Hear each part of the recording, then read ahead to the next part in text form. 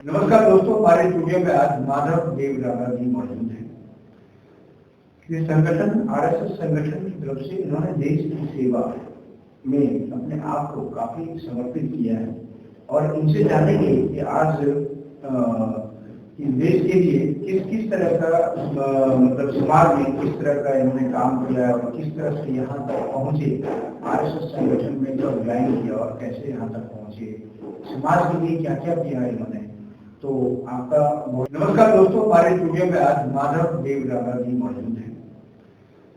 ये संगठन आरएसएस संगठन की तरफ से इन्होंने देश की सेवा में अपने आप को काफी समर्पित किया है और इनसे जानेंगे कि आज इस देश के लिए किस किस तरह का मतलब समाज में किस तरह का इन्होंने काम किया है और किस तरह से यहाँ तक पहुंचे।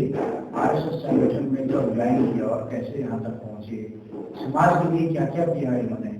तो आपका बहुत बहुत हमारे स्टूडियो में स्वागत है और हमारी जनता ये जानना चाहती है कि आपको एक आरएसएस संगठन में मजबूत पिलर है, तो जो आपने कैसे यहाँ पे आरएसएस संगठन में मतलब इतना साल से प्रमोट कर रहे हैं, दूसरा कि आपने समाज सेवा के लिए क्या क्या किया, ये हमारी जनता को। अभी क्या है हमारे प्रोजेक्ट में है, मैं पीछे भी असम, त्रिपुरा, मेघालय और आपका बंगाल, इधर गया मैं छत्तीसगढ़, उड़ीसा, ये ट्राइबल एरिया है। इसके अंदर शिक्षा का अभाव है और शिक्षा के साथ साथ हम चाहते हैं कि ये मेघालय शिक्षा न देकर वैदिक शिक्षा दे और जो हमारे सीबीएसई बोर्ड ने लगाई हुई है वो विदेश शिक्षा, क्योंकि वो इसलिए जरूरी है क्योंकि हमारे उससे ही बच्चों को मानी जाती है शिक्षा हो। वैदिक शिक्षा तो एक वास्तव में जीवन जीने के लिए है और ये दूसरी सीबीएसई शिक्षा है। ये शिक्षा हमारे को सर्विस जैसे आईएएस करना है, आप जिसके अब आप बताइए एक चैप्टर आते हैं जिनके अंदर मोहम्मद नाम है। मैं आपसे पूछूंगा कि आपके पिताजी का क्या नाम है, बताइए आपका नाम, आपके पिताजी का। ठीक है, बताइए, आप बताइए। हाँ, मेरे पिताजी का नाम है सिंह है। आपके दादाजी का नाम सहदेव सिंह है। उनके पिताजी का नाम गैरी सिंह है। उनके पिताजी का नाम दामोदर सिंह है। उनके पिताजी का नाम। अब आप यहाँ ब्रेक कर दीजिए। जबकि हमारे को बाबा रुमायूं पढ़ाया जाता है, कोई भी इस भारतवर्ष में कोई भी मिनिस्टर लगाओ, आईएएस लगाओ, आप कोई इंजीनियर लगाओ, कोई डॉक्टर लगाओ, कोई एचसीएस लगाओ, ठीक है, माने जितने भी डिग्री है या जितना भी और कुछ है उसके लिए जबरदस्ती उनको पढ़ाया जाता है। ना कोई बाबर का नाम उसके काम है जो उसके अपने फादर अपने घर के आदमी याद नहीं है, अबे बदल में पढ़ाए जा रहे हैं। अरे उस टाइम में उसको और पढ़ाएंगे ना जिससे अपना आगे की तरक्की करे।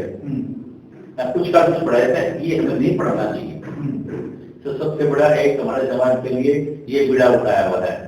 दूसरा एक ये इंग्लिश भाषा हमारे पर जबरदस्ती थोपी हुई है और इंग्लिश इसलिए थोपी हुई है। आज जो जैसे मेरे घर में है लगा के चलिए, जैसे आपके घर में है या और किसी के घर में है, उसको वो माहौल घर में भी चाहिए,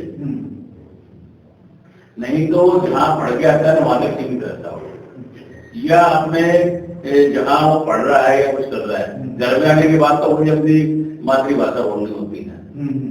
ये बड़ी बात है। वो उस भाषा के गैप से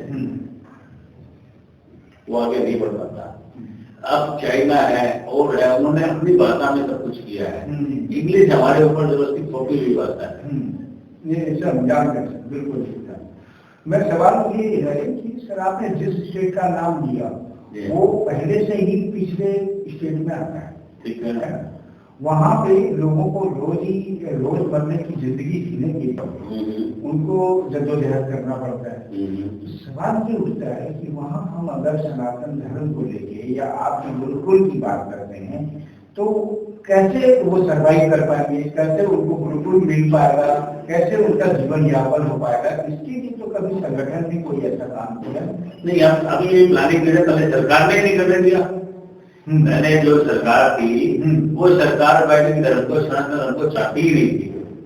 अच्छा, यानी आप कह रहे हैं कि जो कांग्रेस ने 70 साल राज किया है वो आपको नहीं करने चाहिए। करने क्या, वो तो वास्तव में जैसे वो कहते हैं ना, शेर की खाल में बढ़िए थे, तो दिखाते कुछ थे, करते कुछ और होते। माने वो चाहते ही नहीं थे ये वैदिक धर्म पर लोग खुशहाल रहे, कुछ कैसे भी हो। आपको एक किस्सा बताता हूँ। अंग्रेजों ने भारतवर्ष के ऊपर शासन किया 200 साल और इसको लूटा, बिल्कुल दबा के। और लूटने के बाद ये भारतवासी फिर वैसे वैसे हो जाते थे।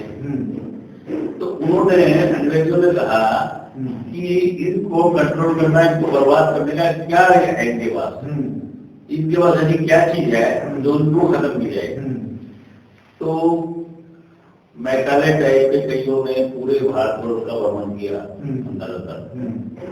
उस भ्रमण में उसने देखा कि धन से ज्यादा नहीं, सबसे बड़ी उनकी शिक्षा है।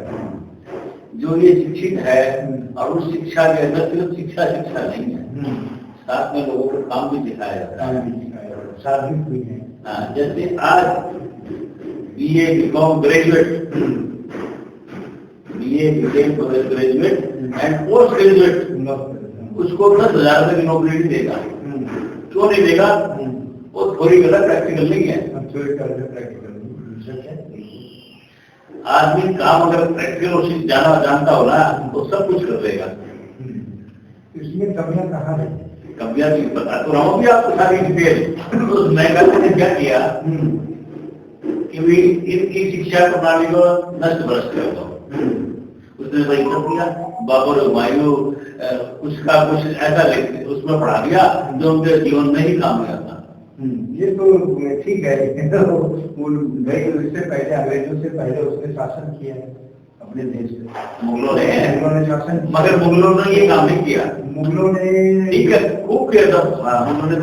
मुगलों ने जो किया वो उसके बाद जो अंग्रेजों ने किया वो तो सभी जानते हैं। क्या तत्व रहा, कितने क्रूरता रही, कितने सारी बहुत सारी चीजें लाछन लगी।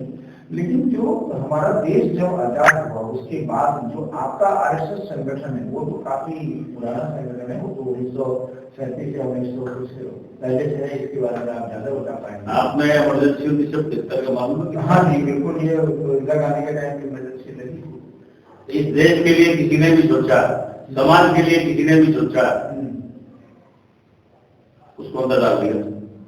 हाँ ठीक है, अब अंदर आदमी क्या करेगा? मेरे पाव आकार बांधे, मैं क्या करूंगा? मैं सड़क भी नहीं सकता। मुझे 4 द्वार में बंद कर दिया, क्या करेगा कोई आदमी? नहीं ठीक है, ये तो एक एलिगेशन टाइप का हो। सर अभी जैसे आम आदमी पार्टी भी आपके ऊपर लगाती है, मैं इसमें नहीं जाना चाहता हूँ। मैं सब चीजों में नहीं जानना चाहता। मैं सिर्फ ये जानना चाहता हूँ, जब आप संगठन से हैं तो एक संगठन एक हिंदुत्व सनातन धर्म को अपने कंपेटिबिलिटी क्यों नहीं महसूस हो पाता है? क्यों नहीं सनातन धर्म को आप लोग जब इतना कर पा रहे हैं? अभी वैसे सरकार भी आपकी, सेंट्रल में, स्टेट में भी कई राज्यों में सरकार आपकी है, फिर भी ऐसा कुछ नजर नहीं आ रहा है कि जो सनातन धर्म के लिए बहुत अच्छा कर रहा है। मैं बात इकोनॉमी की करता हूँ। इकोनॉमी की नहीं है तो कुछ भी नहीं है। माँ बाप गरीब है, वो पढ़ा नहीं पाते। सरकारी स्कूल में भी जाएंगे तो फटे कपड़े या कपड़े नहीं कैसे जाएंगे? उनको तो जाना चाहिए ना, उनको तो कुछ करना चाहिए। संगठन से कहाँ ध्यान देती है? अभी मान लेते हैं आप बोल रहे हैं कि भाई ठीक है मुगलों ने किया, अंग्रेजों ने किया, लेकिन सरकार क्या कर रही है? आपकी संगठन अब क्या कर रही है? ऐसा है, इसके अंदर सही मायने में सरकार की ज्यादा जरूरत नहीं है। ठीक है, सरकार की भी जरूरत है मगर ज्यादा जरूरत नहीं है। ज्यादा पब्लिक की जरूरत है। आज हमारे पास इतने इंतजाम है, सरकार पैसा दे दो कोई बुराई नहीं, और हर काम में जरूरत पड़ती है। सहयोग की सरकार बहुत अच्छी बात है। सबसे बड़ा ये सरकार ने हमारे पर फाउंडेशन दी है कि आज हम जो जो प्राइवेट शिक्षा दे रहे हैं, लाइब्रेरी में हम तैयारी कर रहे हैं हमारी, जैसे बदमाशी खिलाना आश्रम भी बनाए गए हैं। अब आपके त्रिपुरा में है, पानीनगर में, आपके इधर मणिपुर भी असम के अंदर है, आपके बिजनौर है, ये कई जगह अभी ऐसी गुरुकुल है। अब सबसे पहले तो हमने उनको तैयार करना है। फंड की कोई कमी नहीं, फंड आप जैसे दानवीर बहुत है, मगर उसका सही प्रयोग होना चाहिए। अगर आप कोई इसका मिसयूज करता है, सबसे बड़ी समस्या हमारे ये चीज है। ये तो सरकार तो आपकी है, आप तो कर सकते हैं, आप सारा करेंगे, प्रशासन आपका, गवर्नमेंट आपका, आपको फंड मिल सकता है, आप जो चाहे कर सकते हैं। अभी दिल्ली में सरकार बनी है, आप देखिए आप कैसे कर रहे हैं। अब दिल्ली की अगर बात करेंगे, मैं छेड़ना नहीं चाहता हूँ, लेकिन अगर आपने बोल दिया तो मैं छेड़ सकता हूँ। भाई आपने अभी सरकार की एलिगेशन लगा ली है, आपका भाजपा का सीएम बैठते ही एलिगेशन लगा रहा है कि इन्होंने तो आम आदमी पार्टी ने ये खजाना खाली कर दिया है, हम कोई भी स्कीम इनको नहीं दे सकते। जबकि आम आदमी पार्टी जब आई थी तो उस समय बीजेपी ने हंगामा मचाया था कि कांग्रेस की राजा ने पैसा खा लिया। आपका जो अक्षरधाम में जो हुआ था G20 और ये जो हुआ उसमें कलवाड़ी का नाम आया कई लोगों, तो उस समय आम आदमी पार्टी जब सरकार दिल्ली में बनाई तो उसने ये नहीं कहा था कि जो है आप खजाना खा लिया और मैं कुछ, उसने पूरी कोशिश की और सबको दिया। सब लोग कह रहे हैं, सब पब्लिक कह रहे हैं 70% दिया है, लेकिन आपकी सरकार, भाजपा की सरकार बैठते ही वो कह रही कि ये तो खजाना खाली है, हम तो कुछ दे ही सकते हैं। ऐसा है, बिल्कुल सही है। आज